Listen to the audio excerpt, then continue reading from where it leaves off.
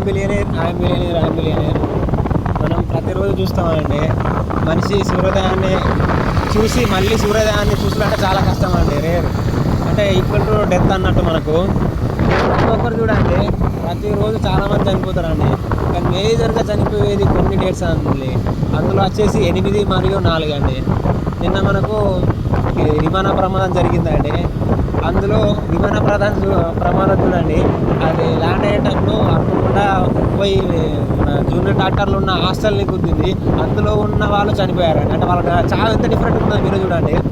విమాన ప్రమాదం జరగడం ఏంది, ఆ విమానం వచ్చి ఆ బిల్డింగ్ని ఢీకొట్టడం ఏంది, ఆ ఢీకొట్టినారా వీళ్ళు ఉండడం ఏంది, కోఇన్సిడెంట్ అన్నట్టు అందరూ అనుకుంటారు. కానీ వాళ్ళ డెత్ ఆల్రెడీ అప్పుడే రాసి పెట్టింది కదండి.